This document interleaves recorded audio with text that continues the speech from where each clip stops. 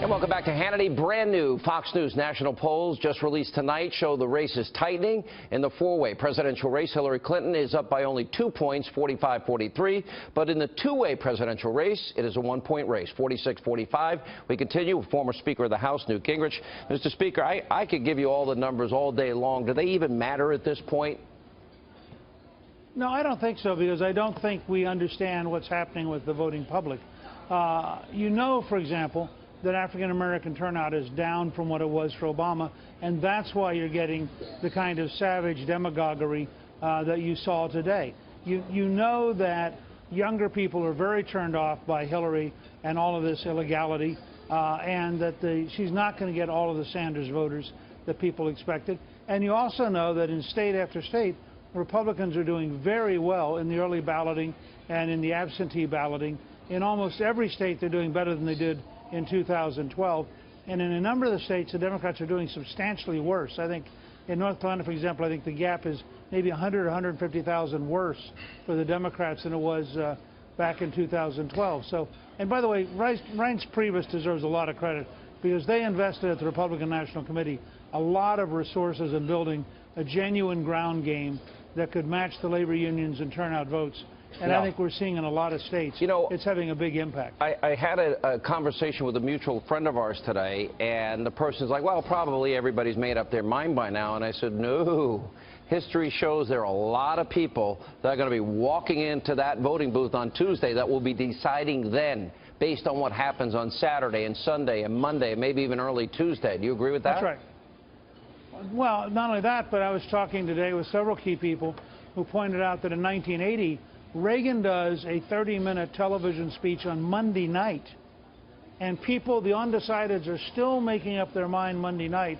And because he looks and feels presidential, the last people who weren't decided, they break for Reagan by an enormous margin. He and Carter are almost tied a week out. And starting actually yesterday, starting on Thursday, it all began to break towards Reagan. And on Friday, Saturday, Sunday, and Monday, his margin just kept going up and up and up. Is that what you see happening now? Until finally he won. Is that what you see happening in Pennsylvania, Michigan, New Hampshire, and Colorado? You know, I was looking at numbers today that were startling. Michigan was out of play 2 weeks ago. Michigan's now in play. Pennsylvania, I think we have 2 polls now that show both Toomey and Trump are tied. Yep. You know, in New Hampshire, Trump's beginning to pull away, and Senator Ayotte is winning by a substantial margin. And by the way, Young has now come through in Indiana and is consolidating his lead over Birch Bayh, who, remember, Senator Bayh, the former senator, had a huge lead in the summertime, and the Democrats were counting that as a pickup. That's now clearly going to stay Republican. Ron Johnson, I think, is now in a statistical tie, according to the Marquette University poll, which is very, very respected in Wisconsin.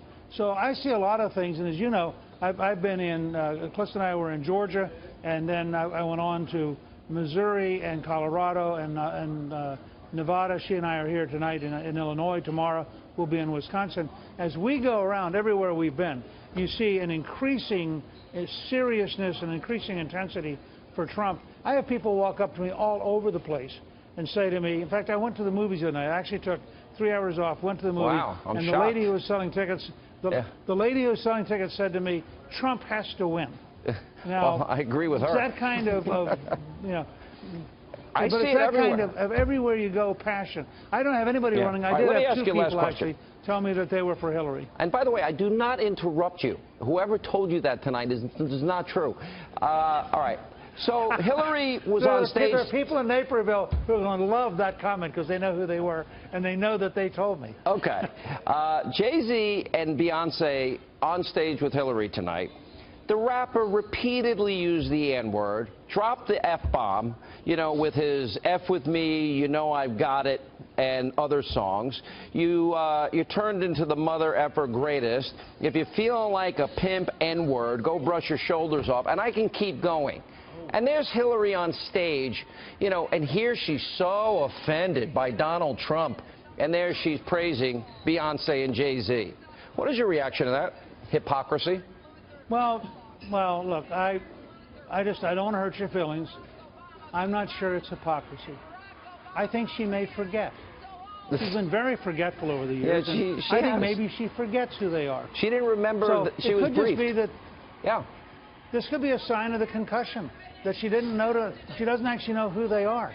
And she thinks it's so nice that they're hanging out with her. All right, you know, can't I'm make giving me you the laugh. benefit Stop of the doubt. making me laugh when I'm really serious. We're 4 days away, and you're messing around. There's no time to mess around.